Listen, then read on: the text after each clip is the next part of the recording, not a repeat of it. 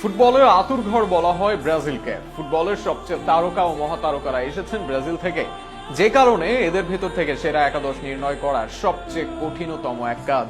সেই একাদশে এক এক পজিশনে আছেন অনেক মহাতারকারা, যাদেরকে অনেক ক্ষেত্রে বাদ রেখে করতে হচ্ছে একাদশ।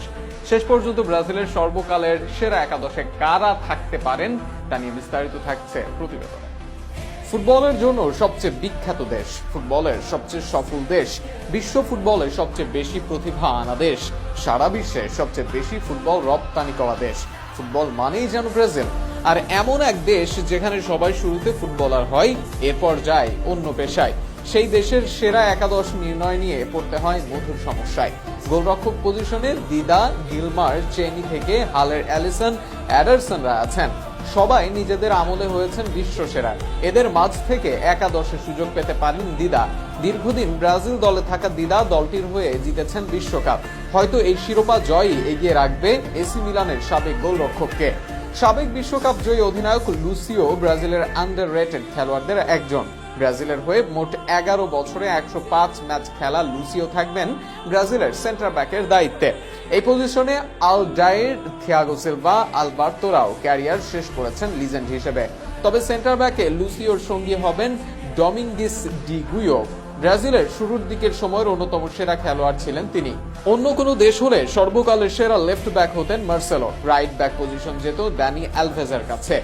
এক যুগ ধরে এই পজিশনে ব্রাজিলকে সার্ভিস দিয়েছেন তারা। তবে নামটা যেহেতু ব্রাজিল, এই দলের সেরা লেফট ব্যাক রবার্তো কার্লোস ও সেরা রাইট ব্যাক ক্যাফু। শুধু ব্রাজিলই নয়, সর্বকালের সেরা লেফট ব্যাক ও রাইট ব্যাকও এই দুজনই। আর এই জায়গায় প্রশ্ন থাকবে না কারোই। চাইলে একাধিক খেলোয়াড়কে জায়গা দেওয়া যায় ব্রাজিল একাদশে। এই কারণে অনেকে বেছে নেন এক এক ফরমেশন।